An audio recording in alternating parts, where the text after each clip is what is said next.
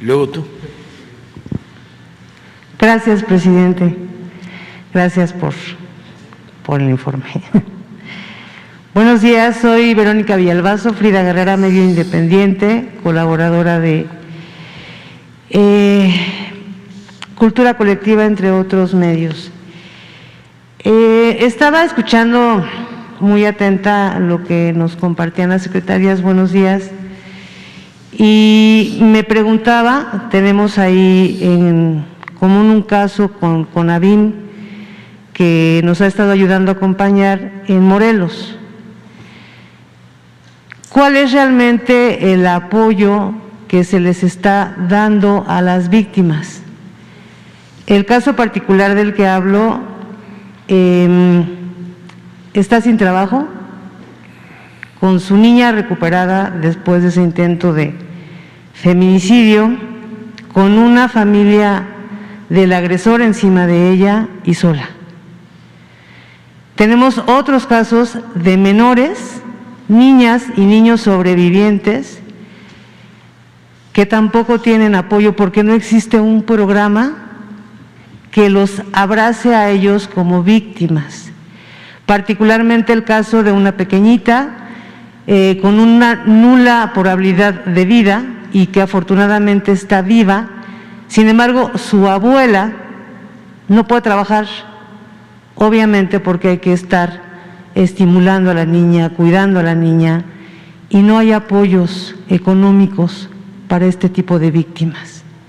Ninguna comisión de atención a víctimas lo tiene, particularmente en los dos casos hemos buscado el apoyo de la Comisión de Atención a Víctimas de Morelos, no lo hemos obtenido, y en el Estado de México, pues con mucho esfuerzo, la comisionada de atención a víctimas sí nos apoyó, pero pues prácticamente convenciendo al Consejo, que ese es otro punto.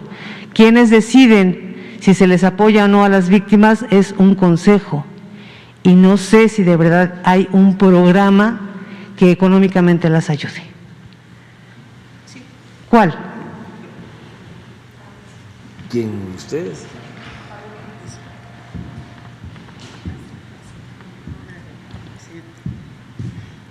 Sí, gracias por la pregunta y seré muy breve en este ejemplo que planteas de la víctima directa en el caso de Morelos. Solamente decir que los casos que nosotros hemos atendido los hemos hecho y lo hacemos no porque nos competa, no somos Fiscalía ni somos, no somos Poder Judicial, pero sí nos toca hacer que sucedan cosas. Y entonces este monitoreo al que hacía referencia, que nos ha llevado a la identificación de cerca de 1000 casos que hemos atendido en este año, nos ha permitido primero tener una comunicación permanente e inmediata con las fiscalías y las fiscalías especializadas, permanente e inmediata con las comisiones ejecutivas de atención a víctimas y con el acompañamiento directo de las instancias de las mujeres. Ese es el papel que hemos hecho para garantizar que sucedan cosas y que estos delitos no queden en la impunidad, dar acompañamiento a las víctimas y a las víctimas indirectas. Y por otro lado, señalar que esta es la primera vez en la historia de nuestro país en donde se identifica a las víctimas indirectas, a niñas, niños y adolescentes en orfandad por feminicidio, y se estableció ya un protocolo que coordinó el Sistema Nacional DIF, el Instituto Nacional de las Mujeres y nosotras, en donde hemos podido lograr que las fiscalías especializadas registren en el caso en el que se den, digamos, en el que existan estas víctimas indirectas, se han incluso ya canalizado la mayoría de los casos a la Secretaría del Bienestar para que les puedan ser entregadas también becas para el bienestar en función de las edades y de los programas con los que cuenta el Gobierno de la República. Entonces estamos atendiendo permanentemente a las víctimas directas y a las víctimas indirectas. Sí, perdón, secretaria, pero está usted hablando de huérfanos, víctimas indirectas.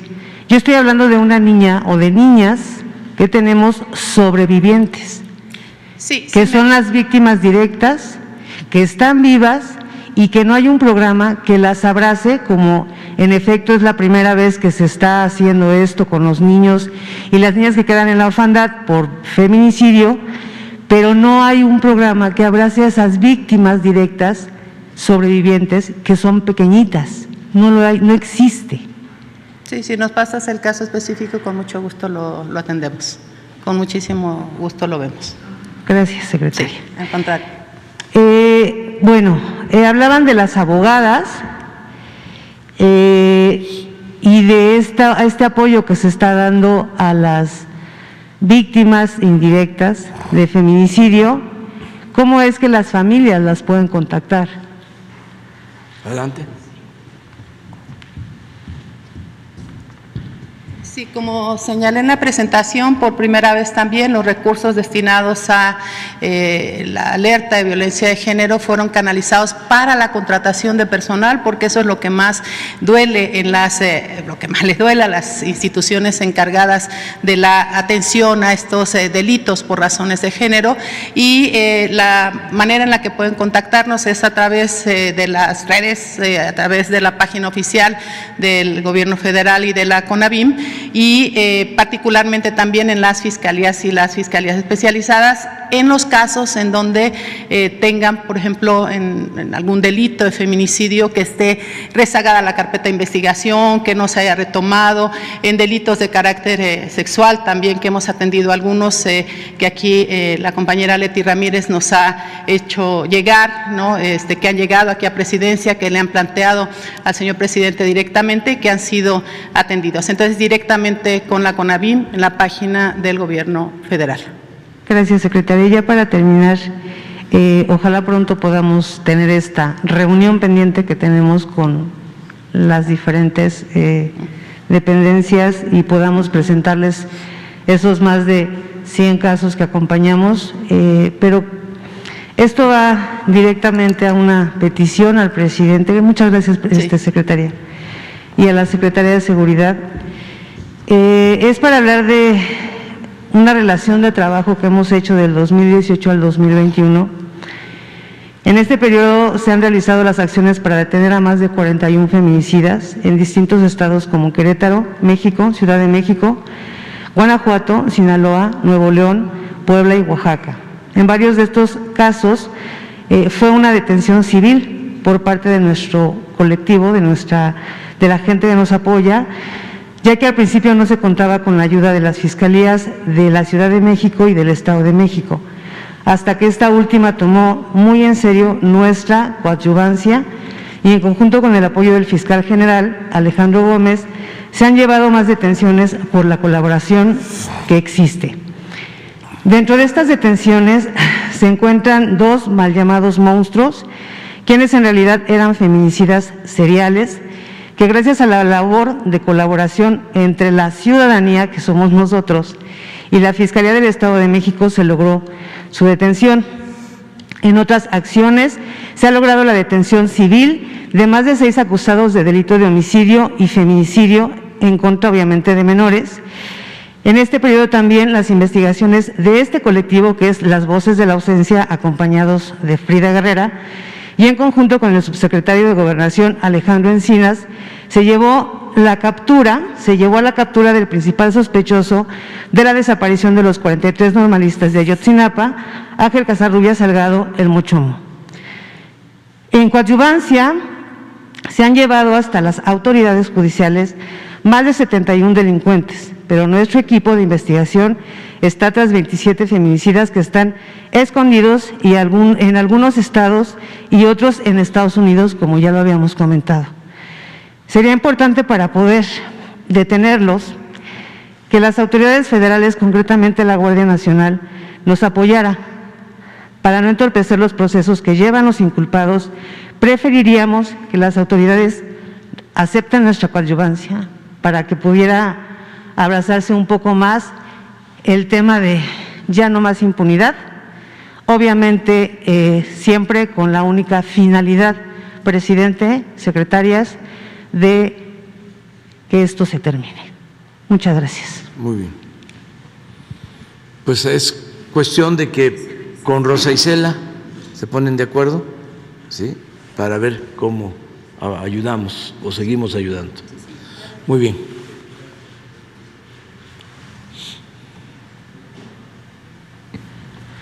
Muy buenos días, presidente. Ramón Flores, del Centinela Informan, de Humanoid de Inglaterra, y funcionarias que la acompañan. Este es un caso grave también de mujeres que le voy a presentar. Presidente, hace 1 año y medio le dimos a conocer aquí el caso de Claudia Sánchez Mayorga, que la antigua Procuraduría General de la República la metió a la cárcel desde el 2013 en el reclusorio de hombres en Nayarit, embarazada. Le quitaron la matriz, le quitaron a su hija y no tiene sentencia a la fecha, es una presunta responsable. Quien realmente la metió a la cárcel a Claudia fue la supuesta defensora de mujeres, Teresa Ulloa, que resultó no tener ni cédula profesional, pero informó que lleva 99 casos en los tribunales federales con la Fiscalía General de la República y que el presidente Peña la postuló como pedagoga a la Comisión de Víctimas. La víctima Claudia tiene 2 cédulas profesionales, la que está presa, una en administración y otra en profesora, pero está en la cárcel. Teresa Ulloa recibió recursos federales de Indesol y locales que están en total opacidad. Manipuló a supuestas víctimas y a funcionarios de la Procuraduría General de la República y del Poder Judicial solo para cobrar 4.2 millones de pesos. También está involucrado Santiago Enrique Rolando, que era un policía federal corrupto, sembraba drogas y armas a sus víctimas, ya está tras las rejas, pero en su informe del 2013 a la Procuraduría General de la República dice que Claudia era manager. ¿Eso es delito o cómo se sustenta ese dicho? Ahora, se le ocultan los expedientes a la víctima e inclusive su historial médico del Ceferezo de Nayarit, donde fue torturada. En un momento más le voy a entregar los documentos, presidente, que acreditan la investigación. Presidente, la pregunta es, ¿estaría de acuerdo que Asuntos Internos de la Fiscalía General de la República investiga a los ministerios públicos y si el subsecretario Alejandro Encinas le puede dar una audiencia a quien la víctima determine, y con los datos que le estoy entregando se puede investigar a través de la UIF a la Secretaría de la Función Pública y la Fiscalía General de la República a Teresa Ulloa? ¿Y podría usted apoyar a la víctima para que le entreguen su expediente, para que tenga una debida defensa? Sí, entréganos la información y le vamos a pedir a Alejandro Encinas que hable con los familiares, con los representantes de quien está detenida y que se revise su caso, y si hay violación de derechos humanos se castigue a quienes violaron los derechos humanos y se le ayude a ella, se le apoye, que cuente con nuestro respaldo. Eso es lo que podemos hacer. Si le entregas a Jesús y Alejandro se va a hacer cargo de atenderle. Sí, ahorita le entrego los datos. En mi segundo planteamiento, qué bueno que está aquí la secretaria de Seguridad Pública. Presidente, ¿recuerda usted que le planteamos el tema hace 2 años y medio de la renta de las patrullas y que dio instrucciones a la Secretaría de la Función Pública, a la Fiscalía General de la República, y a la UIF que revisara los contratos de Grupo Andrade por la renta de 1,500 patrullas en 2.7 millones de pesos cada una, las 1,850 patrullas de Jesús Horta por 3.300 millones de pesos, que por cierto continúa prófugo, y 21 funcionarios más?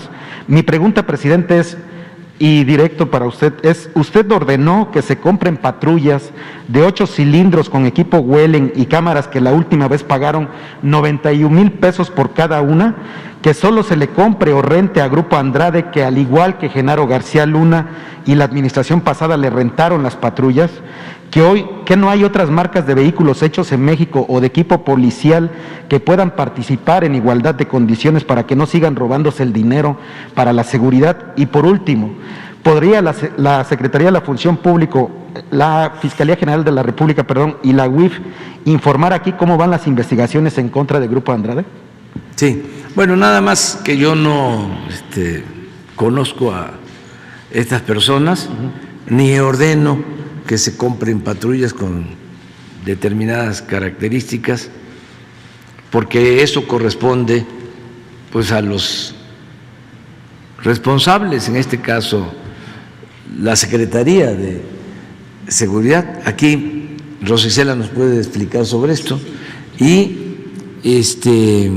decir que no se permite la corrupción Porque aquí tengo el contrato, si quieres se lo entrego Sí, directamente a la sí, secretaria. ahora mismo, pero sería bueno que explicara. De las observaciones o las cuestiones que tuvieron que ver, las investigaciones que tuvieron que ver con la parte anterior, está en manos de la Función Pública o de la Fiscalía General de la República. Eso sigue su curso, no corresponde a la Secretaría esa parte. Digamos, tampoco corresponde a la cuestión de la Ciudad de México. Quiero ser muy clara al respecto. De lo actual, efectivamente, este año se hizo una licitación pública en donde participaron 16 empresas, quedaron unas finalistas.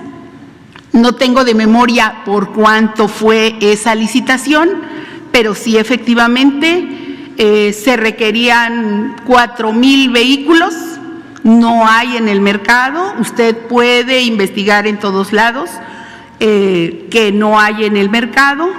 La licitación se hizo con el acompañamiento correcto de la Función Pública, el órgano interno de control, y la decisión no es de la Secretaría, es, digamos, de un grupo de servidores públicos, incluidos los de la Guardia Nacional, que adquirieron estos vehículos.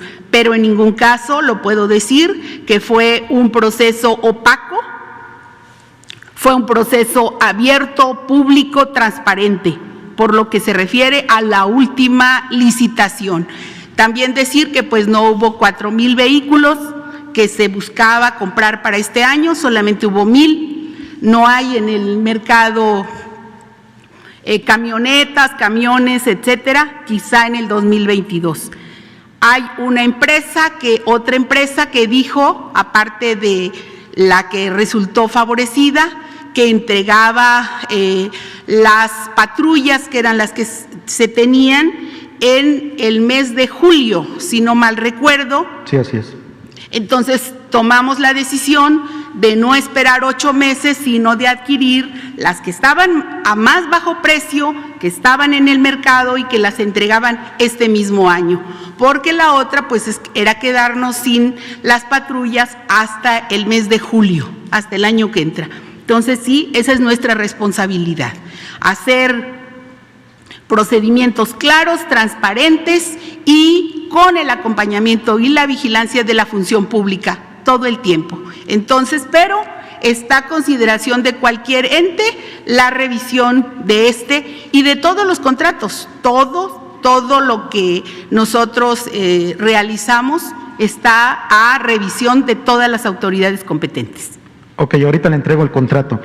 Y por último, presidente, hacerle un planteamiento, porque usted ha dicho que la calumnia cuando no mancha tizna, ¿no?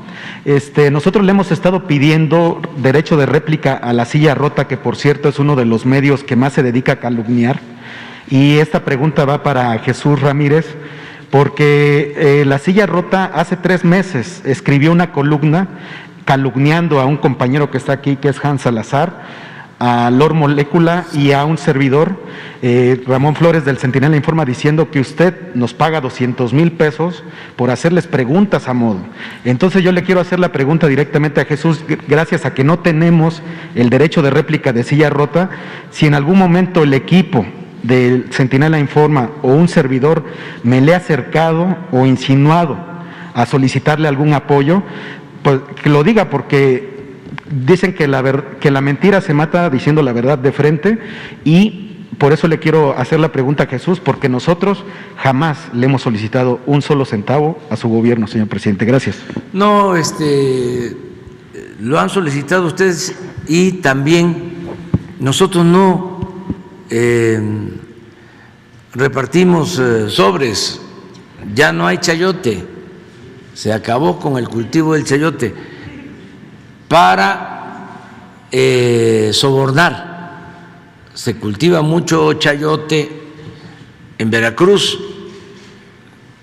que sí, conozco zonas chayoteras en Veracruz y en otras partes. Además, el chayote es pues muy sano, es un buen alimento, no contiene grasas, es muy saludable, más que nada tiene líquidos, agua, básicamente, ¿no? Y es muy sabroso, suculento el chayote. Pero el que se le daba a los periodistas ya no se entrega. Entonces, es una calumnia. ¿Qué es lo que pasa? Se está llevando a cabo una transformación en México y se está acabando con la corrupción, se está desterrando la corrupción. Por eso es una vil calumnia lo del periódico Reforma. No hay que molestarse, hay que entender el fenómeno. Había una banda de malhechores que dominaban en México, tenían tomado el gobierno y eran influyentes, pseudo intelectuales, dueños de medios de información, periodistas, una pandilla de rufianes. Entonces, como ya no hay chayote, pero no se permite, que eso es lo que más les molesta, el atraco, porque no tenían límite, se dedicaban a robar, a saquear. Estoy hablando de los de arriba,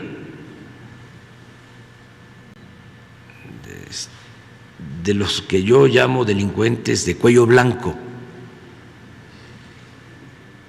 Entonces, ahora están muy molestos. El Reforma, pues es un periódico que protege a la oligarquía de México, a los traficantes de influencia. Es el principal protector del padre de la desigualdad del México moderno, Carlos Salinas de Gortari. Entonces, trae una campaña en contra de nosotros, pero no es solo el Reforma, pues es el Universal, que también recibía dinero del gobierno, bastante, es Krause, es Aguilar Camín. Hablas de La Silla Rota y es un programa del Financiero, del Universal. Ah, la otra, La Silla Roja, porque también el Financiero, pues es lo mismo. O sea, aquí acabamos de hablar ahora de estos patrocinadores, ¿no?, que sitúan a México como el país más corrupto, ¿sí?, del mundo, algo exagerado, ¿no?, por completo, cuando nos hemos dedicado a erradicar la corrupción. Pero se menciona a un patrocinador, a Ramírez,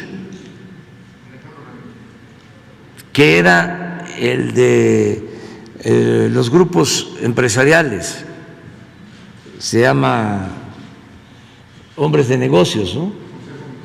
Consejo Mexicano de Negocios, es ese, ¿no?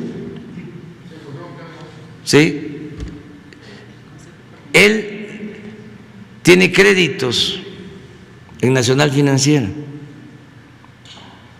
o sea, toda la promoción económica, financiera para sus cines, pues fue apuntalada por el gobierno con estos créditos. Lo hablábamos del Financiero, 100 millones de dólares de crédito, y así, todos. Ese es su enojo. Entonces ustedes pues no tienen nada de qué preocuparse. Saben que lo más importante de todo es tener la conciencia tranquila. Imagínense cuántas cosas, ¿no?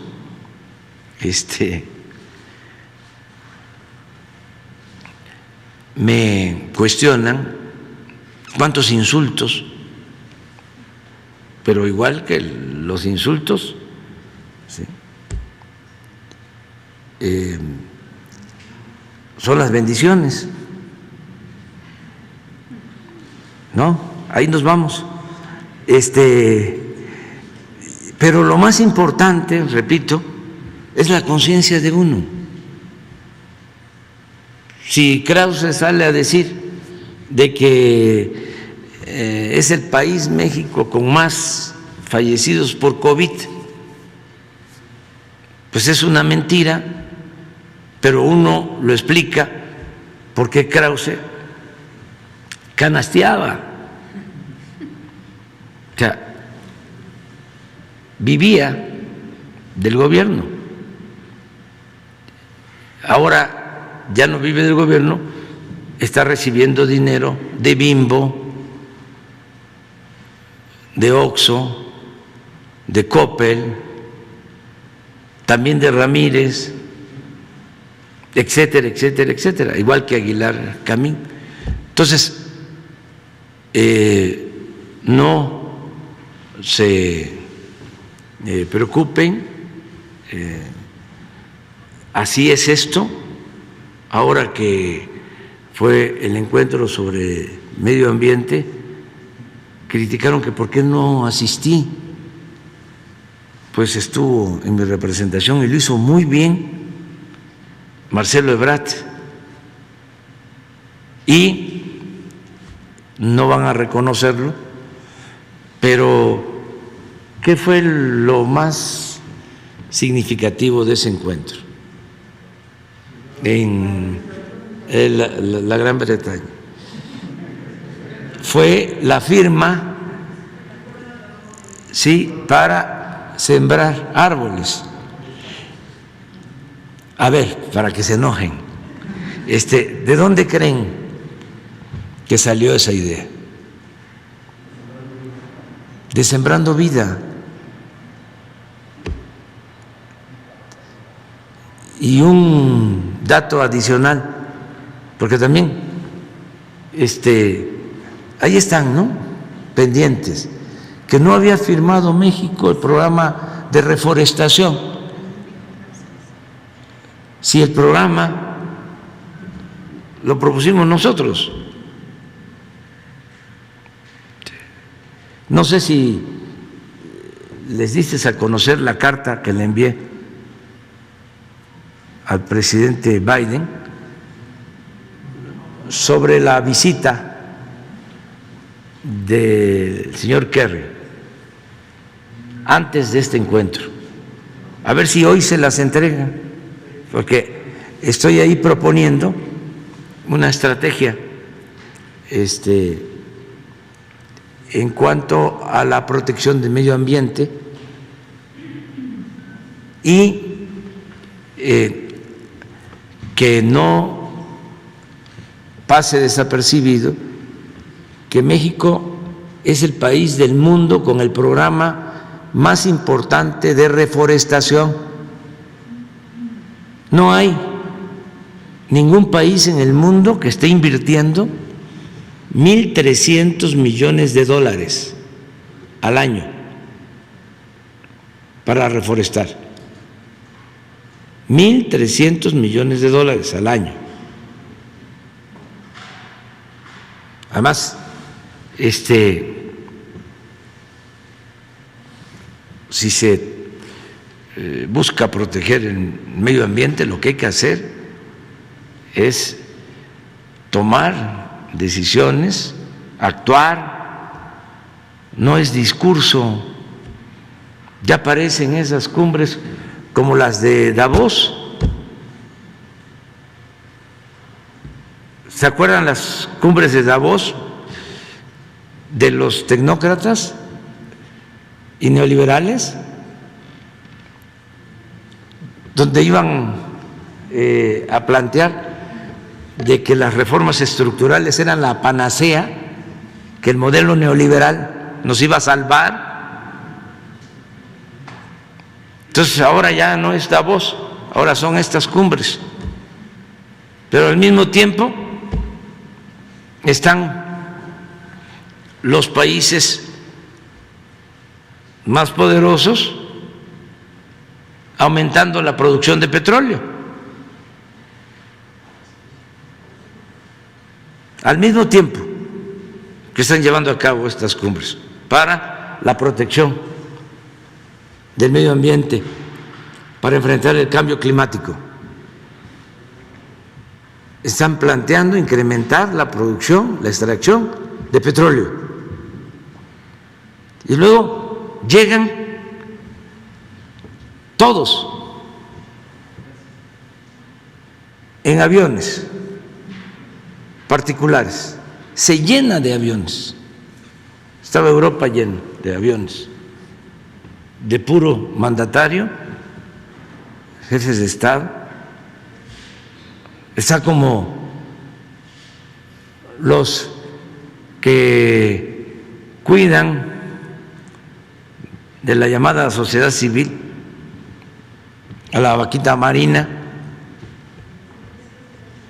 son famosos y llegan en sus yates. Ustedes saben que de todos los vehículos, medios de transporte, los que más contaminan son los barcos.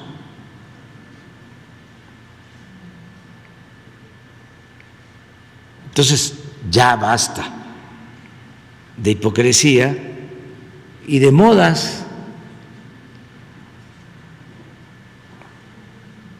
Lo que hay que hacer es combatir la desigualdad monstruosa que hay en el mundo. De esto eso es lo que voy a hablar ahora que voy a la ONU. No voy a llevar el avión presidencial. Bueno.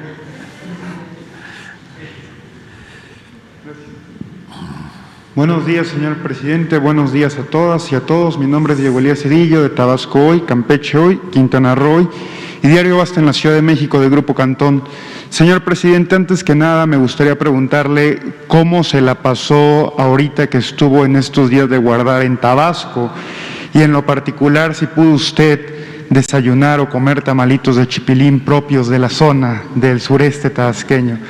En paralelo a esto, presidente, me gustaría hacer énfasis en un caso reciente en estos días, que fue el lamentable hecho donde falleció, donde perdió la vida el actor Carlos Octavio Caña, paisano tabasqueño, el cual ocurrió en unos hechos bastantes polémicos o muy curiosos, ¿no?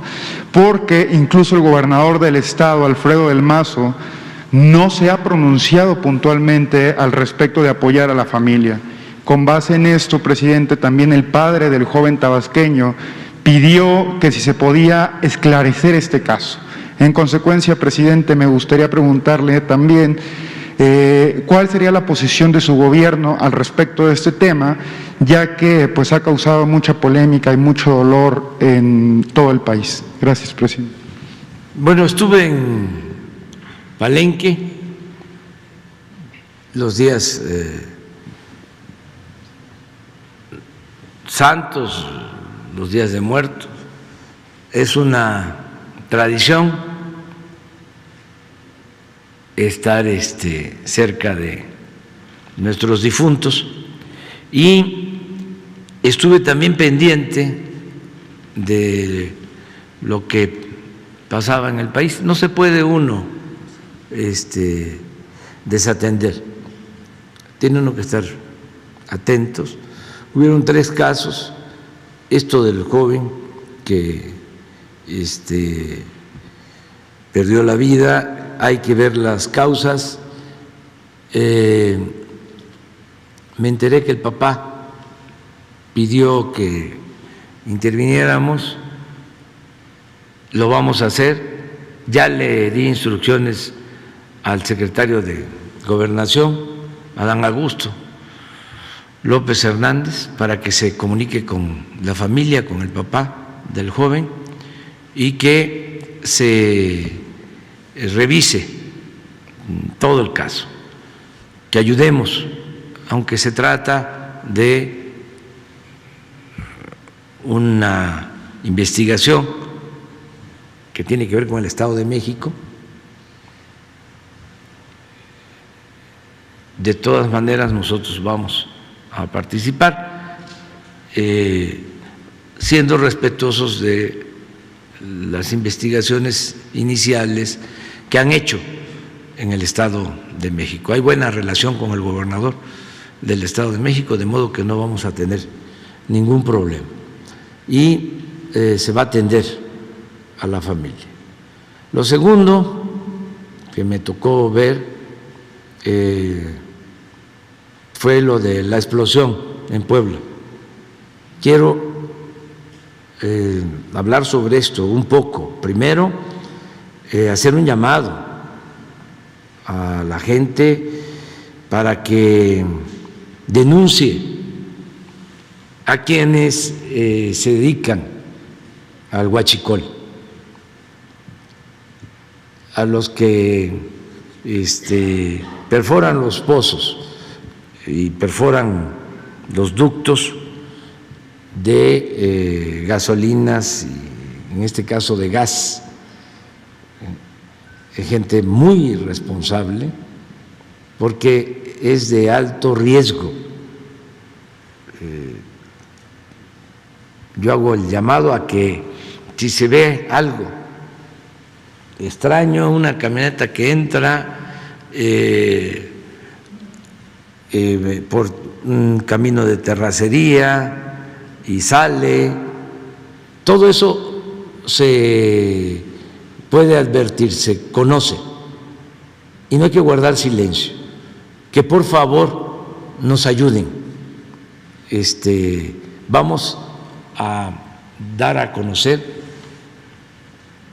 un número telefónico, una página, en unos días más, porque hemos avanzado bastante en todo lo que es el robo de combustible. Baste decir que de 80,000 barriles diarios que se robaban de gasolinas, el reporte de hoy en la mañana es de 3,000, de 80,000 a 3,000. Pero esto es gasolina. En el caso del gas, las perforaciones de los gasoductos se hacen para llenar cilindros. O sea, es lo más riesgoso que puede haber.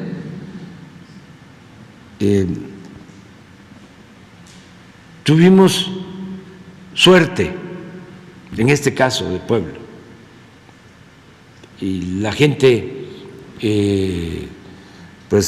actuó muy bien, y debo de reconocer la actuación rápida de la policía de Puebla, porque empezaron a recibir el reporte y olía a gas,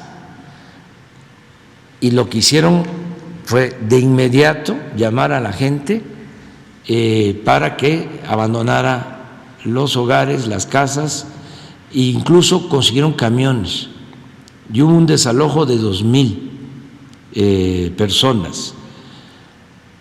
Y hubieron, después de eso, explosiones y incendios de viviendas, y fue muy fuerte lo que sucedió. Fueron varias explosiones de la luz eléctrica de transformadores que explotaron, y fue un incendio aparatoso de mucho riesgo, mucho peligro. El que haya salido la gente a tiempo evitó una desgracia mayor. Entonces, reconocer a los policías de Puebla por lo que hicieron. Ya luego, pues intervino el ejército y todas las corporaciones, y se ayudó, y Pemex controló el incendio. Llevó tiempo incluso controlarlo, porque era un gasoducto en plena ciudad, es decir, en una de las zonas más pobladas. Es por eso muy grave esta situación. Ojalá y que la gente no guarde silencio, y decirle a los que se dedican a estas actividades ilícitas que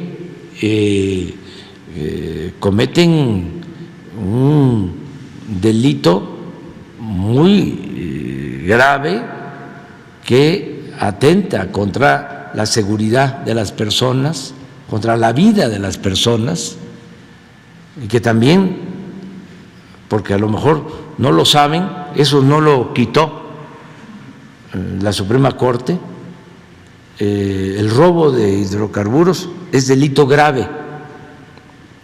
Entonces, al que se detiene no alcanza el derecho a una fianza. Entonces, que se sepa esto. Eso fue lo segundo. Y lo tercero, es también un hecho muy lamentable de unos migrantes que fueron baleados por la Guardia Nacional. Ya di instrucciones para que se ponga a disposición a estos elementos de la Guardia Nacional del Ministerio Público, porque perdieron la vida 2 migrantes, les dispararon. Sí, no se detuvieron, pero no hicieron más que salir rápido, sin detenerse, de frente a donde estaba la patrulla de la policía de la Guardia Nacional. No dispararon, no agredieron, y los de la Guardia dispararon, y eso no se debe hacer. Hay otras formas de detener a quienes están violando las leyes. Esto se llevó a cabo en un camino rural en Tipijapa, Chiapas, Pijijiapa, Chiapas. Pudieron haberlos detenido más adelante, ¿sí? Cerrándoles el paso, sin tirar. Entonces, son cosas que se están viendo, y pues vamos a seguir pendientes. Ya estamos en actividad plena, regresamos ayer, todavía me dio tiempo de ver el béisbol, no me gustó mucho el resultado, pero bueno, en abono a lo que pasó ayer en el béisbol, me dio mucho gusto por Soler, este cubano que sí tiene poder, sí bacanea. ¿Pudo terminar sus discursos en Palenque, Sí, presidente? sí, ya tengo los borradores, son 3 discursos, bueno, avancé en 2, el de la ONU y el del 20 de noviembre, el aniversario de la Revolución Mexicana. Me falta el del día 1 de diciembre, que va a ser aquí en el Zócalo de la Ciudad de México. Están invitados todos. El día 1 de diciembre cumplimos 3 años en el gobierno y vamos a informar. También aprovecho, porque creo que lo puedo hacer, no lo van a prohibir, pero hay que participar en la revocación del mandato. Todo el pueblo. ¿Sí puedo decirlo? Sí. ¿No puedo? Que todos participemos en la revocación del mandato. ¿Es sí o no? ¿Sí o no? Sí, que continúe el presidente. No, que renuncie. Y que todos participemos, porque los conservadores son demócratas cuando les conviene.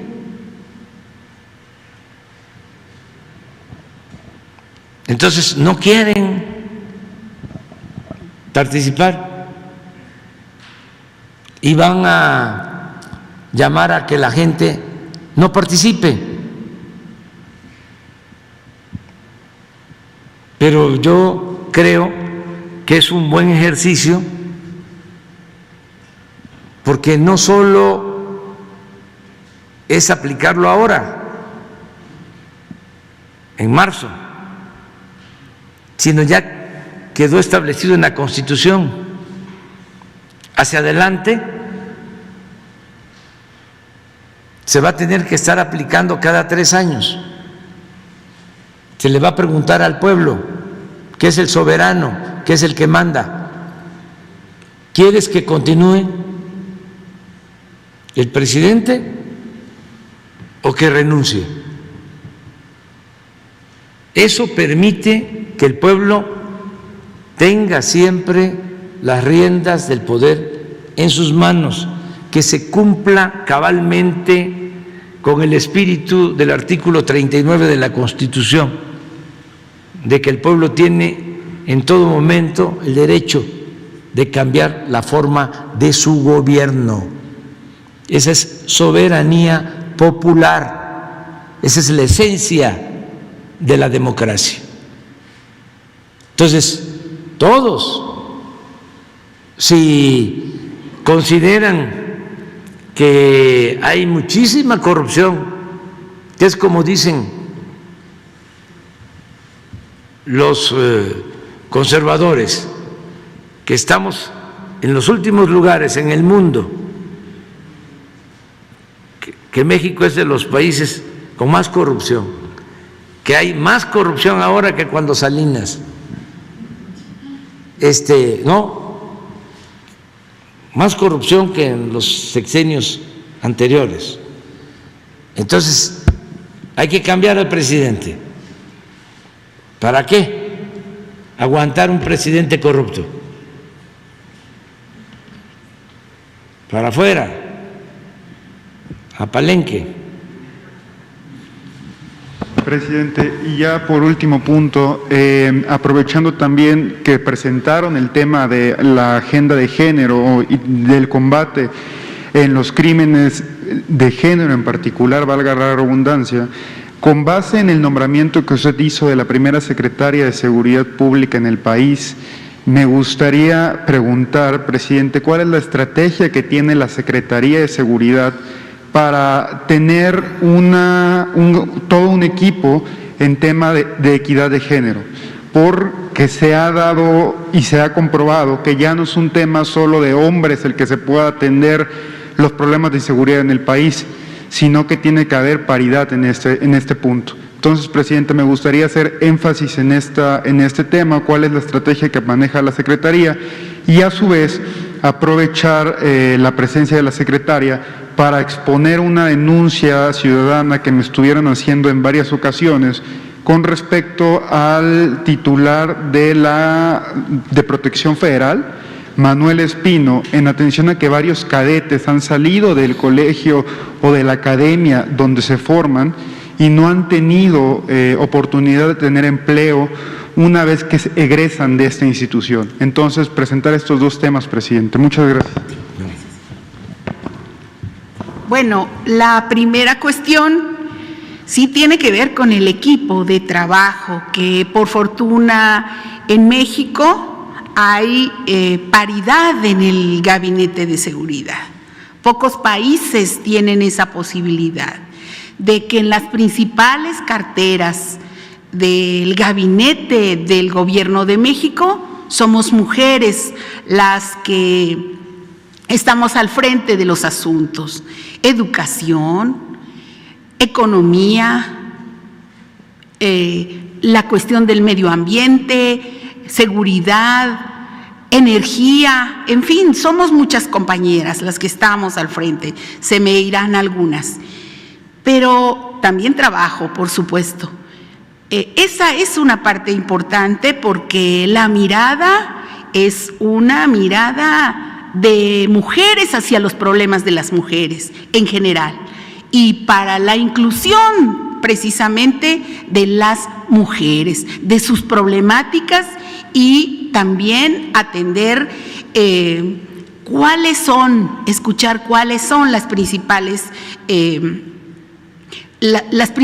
ideas que tienen para mejorar México, esa parte que es fundamental. La segunda es que hay un programa de trabajo en todos los lugares que incluye a las mujeres. En todas las instituciones hay una inclusión hacia los programas, aquí lo vimos, hacia los programas sociales que en su mayoría adoptan a las mujeres, digamos, en cuanto a la inclusión. La tercera cuestión, evidentemente que tiene que ver ya con los resultados específicos a 3 años. Nosotros sí podemos ir viendo la cuestión de la transversalidad de todas las dependencias que incluyen en sus programas mujeres. La otra, sí, efectivamente, ya son los programas específicos de cada una de las mujeres. En el caso nuestro, sí tenemos que incluir la parte de la protección a las mujeres y para eso hay un gabinete, digamos, un gabinete que atiende todos los días las denuncias en las diferentes mesas de trabajo de los gabinetes de seguridad estatales y regionales. Son 266 y ahí se incluyen fundamentalmente todos los temas de violencia hacia las mujeres. Entonces, hay equipo, hay programa y también hay resultados. Decir finalmente respecto del otro tema que usted señala, que efectivamente hay un grupo de cadetes que salieron y que no han sido contratados. Nosotros esperamos que esta semana ya quede totalmente resuelto ese tema en Protección Federal, precisamente porque demoró un poco la situación de la contratación y ya hemos tomado cartas en el asunto personalmente y se resolvió el problema de la autorización de las plazas en Hacienda. Digamos, esperamos que esta semana se sean llamados aquellos cadetes que requieran este trabajo. Por supuesto que es una orden atender, y además muchas dependencias están requiriendo los servicios de protección federal para la vigilancia y cuidado. Eso sería. Mañana tenemos mañana exposición de... bueno, entonces una más. Sí. He tenido contacto con su esposa. Hoy me escribió un mensaje para usted. Freddy López Arévalo creía en usted, presidente, y lo mataron. Aquí tengo publicado, yo me escribí con él por Facebook en los días más recientes, y él estaba muy preocupado. Él combatía también la corrupción como usted y señalaba nombres a personajes de San Cristóbal de las Casas. Presidente, aquí está el mensaje de una mujer, y lo mataron en la oscuridad y por la espalda, al lado de sus criaturas que hoy están desvalidas. Gabriela, su esposa, teme por su vida, por la de sus hijas. No basta con una patrulla, no basta con un mecanismo que no son los tiempos del mecanismo, no son los tiempos del periodista, presidente. Por favor, es el mensaje que ella le da con mucho dolor y con mucha angustia.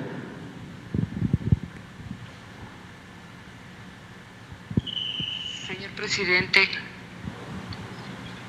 quiero decirle que mi esposo creía en usted, lo apreciaba mucho. No se perdía una mañanera y mi día a día era pasarle su café para que estuviera con usted hasta el final y comenzar su día. A mi esposo lo mataron de la manera más cobarde, en la oscuridad y por la espalda. Él no se merecía eso. Es un excelente padre, es un excelente amigo, es un excelente compañero, y en verdad él creía en usted, en que las cosas pueden mejorar, y así lo hacía donde quiera que íbamos, y así le enseñó a sus hijos siempre a hacer el bien, a donde quiera que fuéramos, a tratar de mejorar las situaciones de la gente de las comunidades en Chiapas y en muchas partes del país. Aquí están los nombres, presidente, que señaló en sus últimos dos reportajes.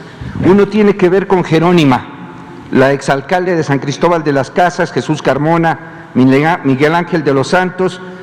Él lo señalaba como omisos, alcahuetes, de estar en asociación delictuosa. Y el más reciente, presidente, él señaló que Mariano Díaz Ochoa, el alcalde reciente, se había ya desprendido de dos bandidos: Eliezer Jerez Rosales, esposo de Valeria Santiago, líder del Partido Verde Ecologista ahí en Chiapas, presidente, y de un hombre llamado Carlos Perola de los Chuchos, Narciso Ruiz, quien controla el mercado de los ambulantajes y los baños públicos, presidente, y que son recursos y recursos millonarios los que se arrojan.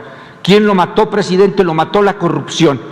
Yo también temo por mi vida, presidente. Hemos estado buscando audiencia con Claudia Sheinbaum porque tengo un caso, dos casos de carpetas de investigación donde están coludidos todos los ministerios públicos y un fiscal en particular, presidente. Quisiera yo tener esa audiencia para presentarles a mujeres que viven solas, que son mujeres víctimas y que están siendo revictimizadas, presidente. Que en paz descanse mi compañero y también otro compañero, fotógrafo de Guerrero, que ayer encerraron la costa, la costera Miguel Alimán, presidente. Nos están matando, presidente. Somos una suerte de trapecistas sin red. El mecanismo, Alejandro Encinas acaba de anunciar que están en pláticas con el Congreso de la Unión para darle mayor fuerza, mayor potencia. Yo también le sugerí a usted, presidente, al inicio de su gobierno, en esta mañanera, le pedí que por favor, si hay subastas, hay compañeros que ya no están con nosotros físicamente, sus mamás, sus hijos. ¿Por qué de estas subastas no les dan dinero? El 93% de los casos están impunes, presidente. Ya no podemos permitir, no somos cifras, no somos números, somos seres humanos que lo único que estamos haciendo es arrojar luz para que vea la gente cómo corren las cucarachas, presidente. Muchas gracias y disculpe la intervención de esta manera. No, muy bien, vamos a dar respuesta a la viuda, a los huérfanos, y vamos a investigar y a atender el caso para que no haya impunidad en lo que corresponde a este periodista de San Cristóbal de las Casas, y también en el caso de Guerrero y en todos los casos. Vamos a que Rosa Isela nos dé un informe de esto lo más pronto posible, y todo nuestro apoyo, nuestro cariño a los familiares de los periodistas que pierden la vida. Es una situación muy lamentable, porque el periodismo en los pueblos, en los estados, en los municipios, es muy riesgoso, desgraciadamente. Aquí, como se decía antes, las banquetas son más anchas, allá son muy angostas, allá se topan. El que denuncia se puede encontrar con la persona señalada en ese mismo día. Entonces, sí hay muchos riesgos, y vamos nosotros a seguir ayudando, apoyando, protegiendo. Es parte de la descomposición que tenemos que ir enfrentando, y yo espero que esto vaya mejorando, porque ya no hay tolerancia ni para la corrupción, no hay tolerancia para la corrupción, son mal vistos los corruptos, están siendo estigmatizados los corruptos, ya no es como antes, de que se les aplaudía a los corruptos y que el gobierno era parte de la corrupción, sobre todo el gobierno federal. Ya eso ya no existe, y no hay impunidad en general para nadie. En estos casos, si se investiga y se da con los responsables, se castiga, sea quien sea. No hay protección para nadie. No somos nosotros cómplices de corrupción, ni menos de crímenes. Entonces, sí vamos a seguir actuando hasta ir purificando la vida pública del país, cada vez más, cada vez más. Muy bien, vamos a dejar ya para mañana. ¿Mande? Sí, pero en esta semana. No ahora. No. ¿Les parece mañana que continuemos? Mañana continuamos. Nada más tenemos una exposición de cómo se distribuyen los fondos federales a las entidades, a los estados y a los municipios, y luego preguntas y respuestas. Apúntense, 2, ustedes 2, 3 tú y 4. Ya.